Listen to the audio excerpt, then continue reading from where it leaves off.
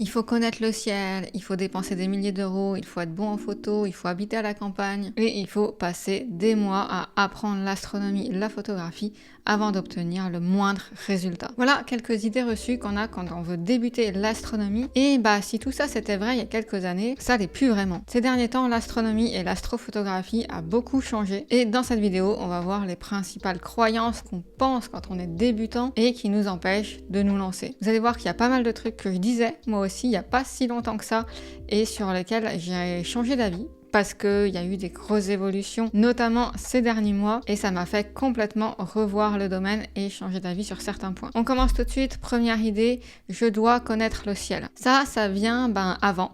Avant, effectivement, c'était le cas, on achetait son télescope, et puis pour observer ou photographier, forcément, faut aller pointer l'objet. Et ça, fallait le faire à la main, donc fallait être capable de reconnaître les constellations pour savoir où se trouvait l'objet, fallait faire des cheminements d'étoiles pour aller viser l'objet avec le télescope, c'était vraiment pas évident, connaître les coordonnées, etc. Généralement, on passait pas mal de temps rien que sur cette étape-là. Mais ça, c'était avant l'évolution du GoTo. Le GoTo, c'est quoi? C'est un système, en fait, qui, quand vous lui rentrez un astre, je sais pas, par exemple nébuleuse d'Orion, il récupère les coordonnées de l'astre, c'est comme les coordonnées GPS sur Terre, sauf que c'est dans le ciel. Et du coup, avec ce système, vous choisissez votre astre, vous cliquez sur un bouton GoTo, et le télescope va automatiquement pointer l'astre que vous voulez observer ou photographier. Donc oui, vous pouvez observer, photographier l'amas d'Hercule sans avoir aucune idée d'où il se trouve dans le ciel. Bon, faut juste vérifier qu'il est bien visible en ce moment là où vous êtes. Alors ça veut pas dire que vous ne pouvez pas apprendre le ciel, vous pouvez apprendre les constellations, vous pouvez même continuer de viser les astres avec votre télescope à la main si ça vous amuse, mais ce n'est plus obligatoire et ce n'est plus un prérequis. Deuxième croyance, il faut être bon en sciences, en astronomie, en photographie, si vous voulez faire de l'astrophoto encore une fois. Alors moi, j'ai aucun diplôme scientifique, je suis pas spécialement bonne en maths, j'ai fait des études en informatique, donc aucun rapport. Donc non, il n'y a pas besoin d'être bon en sciences, il n'y a pas besoin d'être bon en astronomie, puisque comme on l'a vu, vous n'avez même pas besoin de savoir vous repérer. Vous n'avez pas besoin de connaissances théoriques. Et pour la photo, non, il y a plein de gens qui commencent l'astrophoto, qui n'ont jamais fait de photo, qui n'ont jamais touché un appareil photo. Alors oui, ça aide, surtout la photo. Si vous avez un peu des connaissances en photo, forcément pour faire de l'astrophoto, ça va vous aider, mais c'est pas du tout obligatoire. Vous pouvez commencer l'astronomie, l'astrophotographie sans connaissance dans aucun domaine. C'est complètement faisable.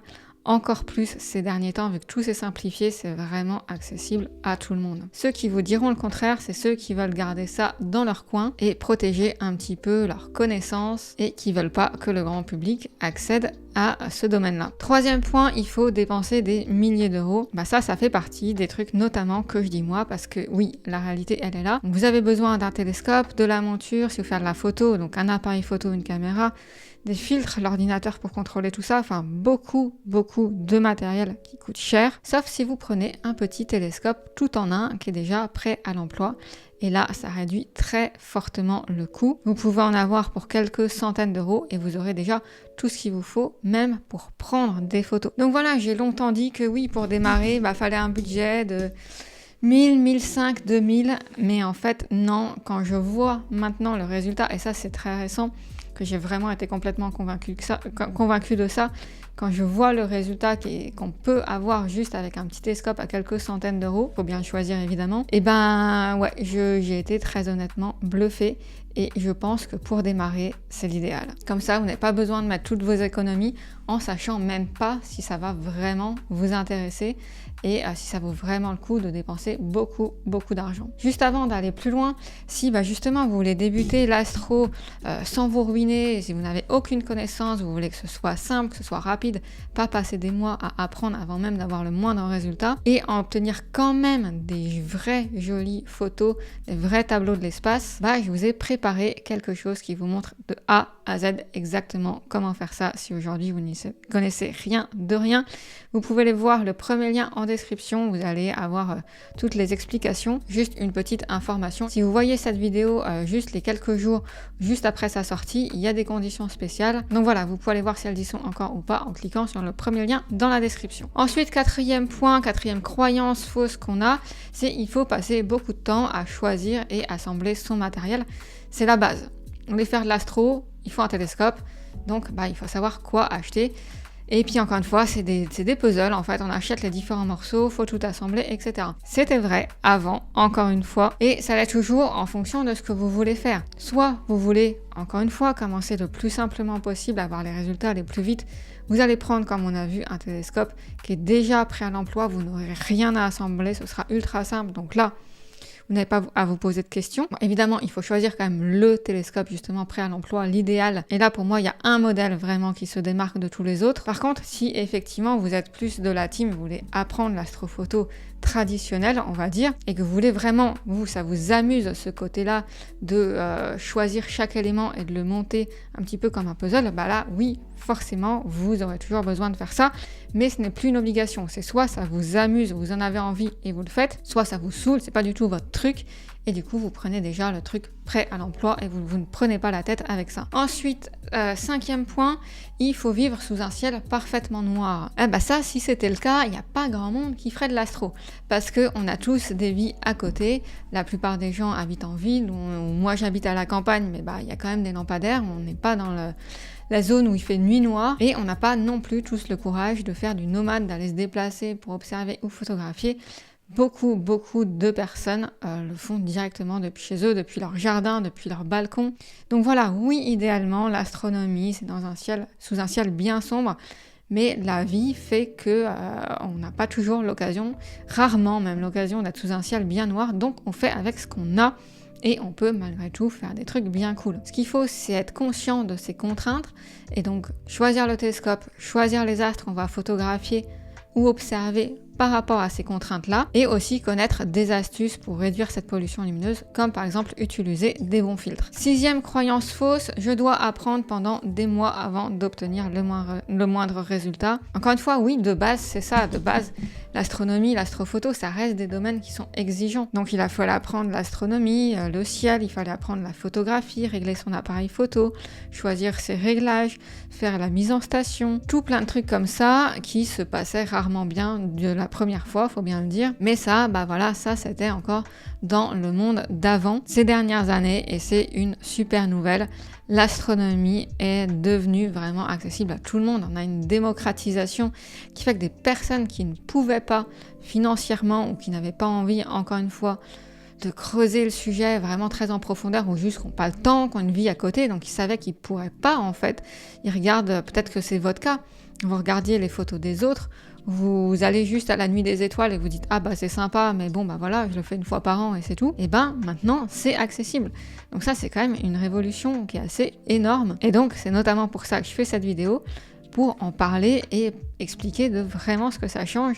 Et du coup, comme vous le voyez, ça change énormément de choses et énormément de points sur lesquels moi-même je disais il y a encore pas si longtemps que ça qu'il fallait faire ça, il fallait ça. Et là je me rends compte moi-même que en fait non, et que l'astronomie a beaucoup changé et va continuer de beaucoup changer. Ensuite, autre point, je dois obligatoirement traiter mes photos. Et voilà encore un point que je disais moi-même parce que c'était le cas, malheureusement ou pas, ou heureusement, bref, ça dépend comment on le voit. Et là, j'ai fait des tests ces derniers mois, ces dernières semaines, et j'ai réussi à obtenir des photos vraiment de base sans traitement. Alors je dis pas qu'il n'y a pas du tout de traitement, mais le traitement se fait en automatique, j'ai rien besoin de faire. Et le résultat est, ma foi, assez impressionnant. Je vous mets quelques photos là pour que vous voyez par vous-même, c'est à vous de juger ce que vous en pensez. Alors par contre, évidemment, vous obtiendrez toujours, en tout cas au moment où je parle, vous obtiendrez des bien meilleurs résultats si vous traitez vos photos. Par exemple, le tableau que j'ai derrière moi, actuellement, avoir un résultat à ce point-là, c'est pas comme ça, c'est pas en claquant des doigts. Là, ça demande vraiment du traitement. Mais vous pouvez obtenir des trucs qui étaient juste impensables, infaisables sans traiter ces photos il y a encore quelques années. Ensuite, autre croyance, alors je sais plus en combienième point on est, peu importe, je vais devoir passer toute la nuit dehors dans le froid. Ça, c'est non. Ça fait plusieurs années maintenant que ça, je le répète pour le coup, que vous soyez team astrophoto traditionnelle ou team astrophoto simplifiée au maximum,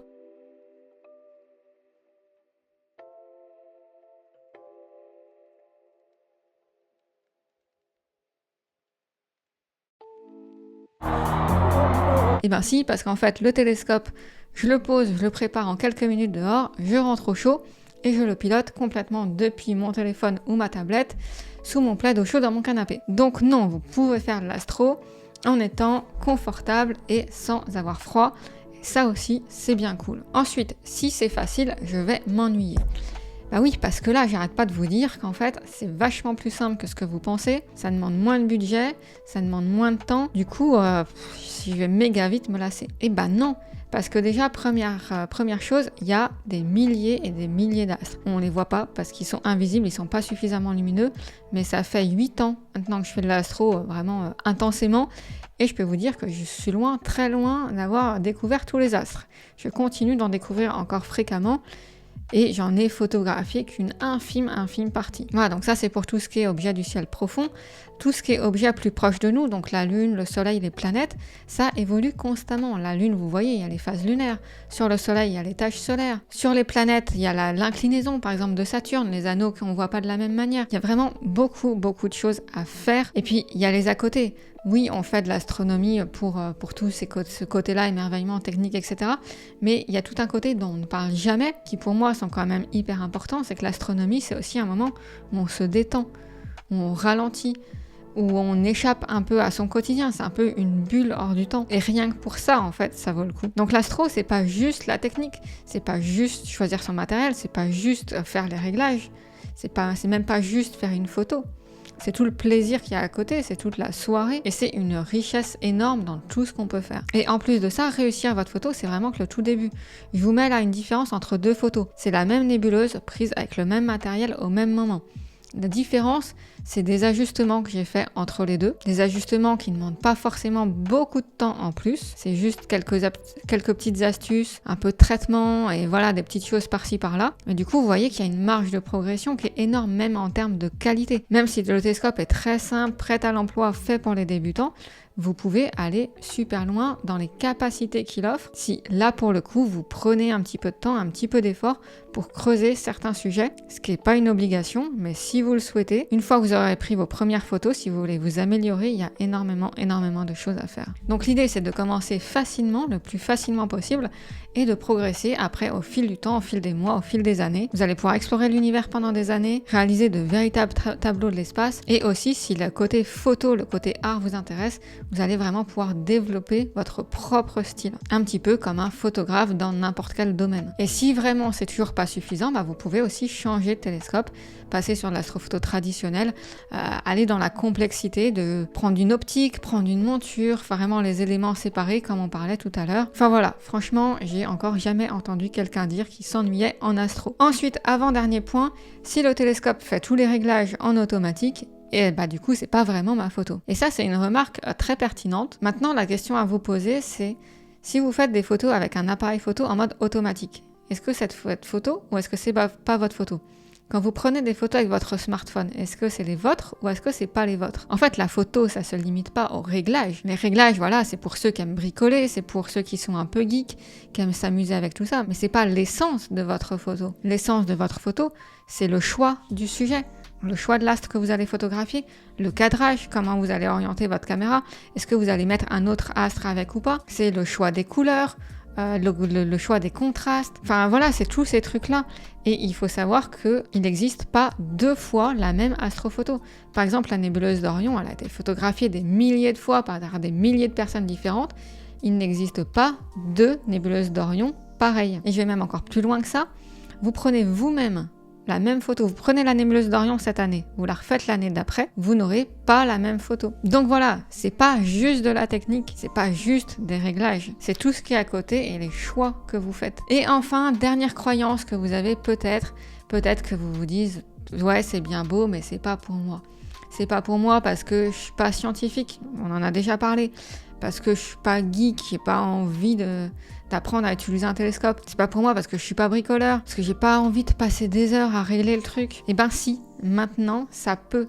C'était pas le cas avant. Avant, il fallait forcément passer par de la technique, on n'avait pas le choix. Mais maintenant, ce n'est plus le cas. Maintenant, tout ce qu'il vous faut, c'est l'envie de le faire.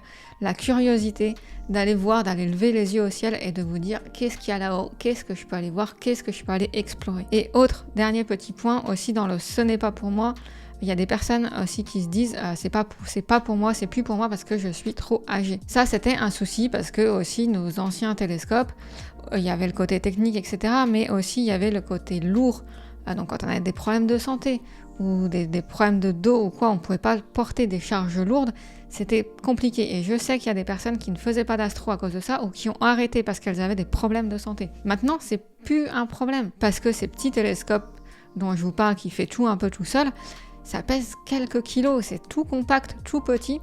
Donc vraiment, ce n'est plus une limite non plus. Et ça, c'est génial. Voilà, j'espère que cette vidéo aura permis de démonter un peu des croyances et aussi de refaire un point sur ces différentes choses qu'on croit devoir faire ou devoir avoir. Il y a pas mal de choses où j'ai moi-même changé d'avis, simplement parce qu'en fait, le domaine a évolué, les nouvelles technologies ont évolué. Et là, pour moi, il n'y a plus de limite.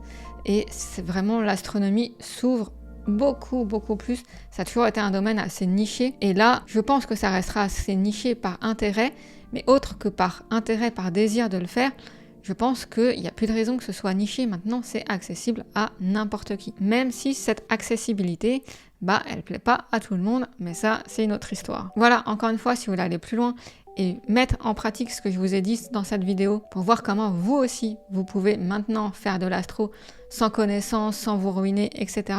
Cliquez sur le premier lien dans la description et on va ensemble explorer l'univers. Et enfin, donc il y a des conditions spéciales pendant quelques jours. Je vous invite à cliquer sur le lien pour voir si c'est encore effectif ou pas. Et sur ce, évidemment, gardez la tête dans les étoiles.